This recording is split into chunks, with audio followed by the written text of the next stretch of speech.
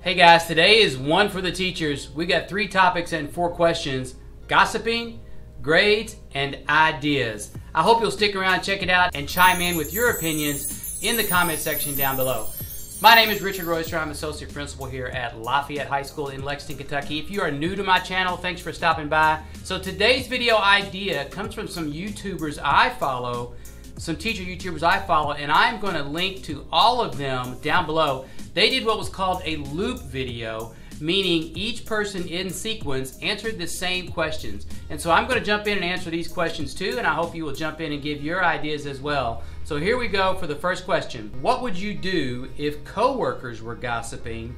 And part 2 of the question is, what would you do if students were gossiping about one another? Well, I'll just have to say, in terms of coworkers, I am very fortunate, 29 years in education, and I'll just have to say that this rarely happens around me. And maybe it's because when someone gossips to me about another staff member, and if it's negative, I am always going to kind of jump in and say something positive, or defend the other person, or deflect, or cut the conversation off as soon as possible. I don't like negativity surrounding me, and so I generally, if those people who are negative gossipers about other people, I'm just really not going to be around them very much at all. I'm going to avoid them because I think that spreads negativity. So one thing I will do is definitely be positive and defend the other person. One thing I think that is really harmful though is don't snitch. When someone tells you something negative about somebody else, don't go run and tell them. They did tell you that in confidence, and they shouldn't have, but you are only spreading negativity around by going and telling the topic of the conversation about what was said. So I would say deflect and try to end it right there. Just don't let it spread, and certainly don't spread it yourself.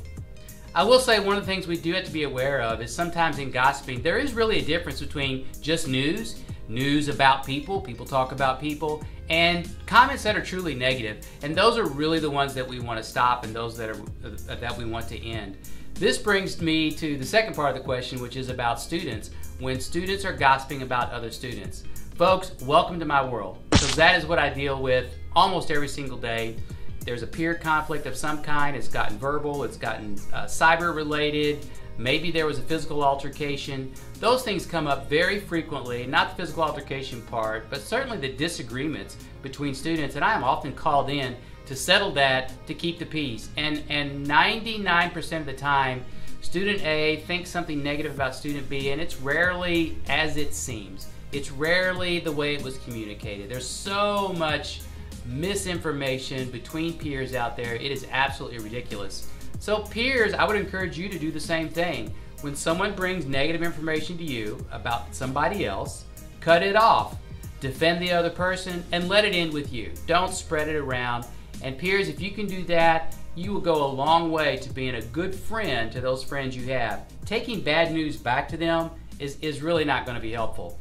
Now, I will say, in terms of teachers overhearing students, folks, that is really part of our evaluation instrument, to create a classroom of respect and rapport. That is one of the key indicators of a successful classroom. So teachers who are hearing negative comments about peers in their classroom, they should feel obligated to step in and put a stop to that. And if the teacher is not doing a reasonable job of bringing that conversation to an end, they're not meeting their evaluation. And that's very important, I think, for teachers to maintain that environment of respect and rapport so all kids can feel safe. All right, second question. The second question is, what would you do if a parent is upset about a grade? And again, that is something that comes to us kind of frequently. And I frankly have a lot of opinions about grades. My number one opinion is people worry too much about grades. Students worry too much about grades. Parents worry too much about grades. Teachers worry about getting the grade exactly right. Folks, to assume that we can draw the difference between an 80% and a 78% and that actually means something is patently ridiculous. It doesn't. What grades are meant to do is communicate to parents and also to give some kind of assessment on what the kid is learning. Let me think about it this way. Let's say we had 2 students. We got student A and student B. All right? The first line represents their potential.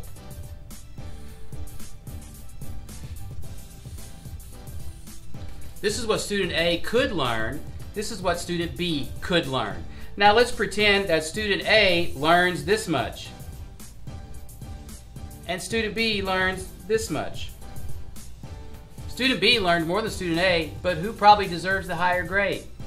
So again, grading is a very difficult thing to determine who is meeting their potential, who is really truly learning and pushing themselves. And it's, again, coming down to those exact percentages is very, very, very challenging. Another thing that I heard, and this was in the Caffeinated classroom, that teacher's vlog, one of the things that she said that I thought was really great to the point, and that is teachers need to grade the process, not just the product. So when you have a long project and it's worth a lot of points at the end, if it takes 2, 3, 4 weeks to put together that paper, to put together that project, and you're not doing anything as a teacher grade-wise until the very, very end, you're not providing any assessment except for the final project, you are doing that child a disservice. It is very important to evaluate and assess the student along the way. How are they progressing through the assignment? What is their progress like, and are they doing the steps that are important to the final product? That's very important, and I would encourage every teacher to do that. Question number 3. What would you do if anyone was closed-minded about your ideas and did their best to discourage you? Well, one of the most important things I think is consider the source. Is it one source? Is it multiple sources that are discouraging you? Is this someone who has had time to assess your ideas? Is this someone who has had time and background knowledge to truly have a valid opinion about your ideas? If you have multiple people with valid opinions telling you your idea stinks, maybe your idea stinks and you need to reassess it and get some new information and feedback before moving forward. If it's just that one outlier, that negative Nelly, then I'm not sure why you're getting their opinion anyway. Work around negative Nellies who are just going to bring you down. But it is very important, I think, as educators, when we share ideas, to try to get those ideas from reliable people who have background knowledge and experience. We trust it's going to give us an honest opinion. Honestly, the one thing that I've encountered more often is people giving a ridiculous positive opinion for ideas that are kind of lame. And that's not helpful either. So we need to be able, as a profession, to give one another valuable feedback, constructive feedback, and not just shoot people down, but not also just say it's a great idea when it truly isn't. Try to build on ideas and make them better. Question number 4, what if someone stole your ideas? 29 years, people have taken my tests, people have taken my lesson plans, people have taken handouts that I've created. People have, I've had people say, hey, I like that staff handbook that you put together. Can I have a copy of that? I like that student handbook that you put together. Can I have a copy of that? I really don't care. Take it. It doesn't matter to me. I'm not monetizing any of it, and it doesn't truly matter to me. I think it would be poor character on their part if they took that idea and presented it as their own, but I'm not going to let that weigh on me.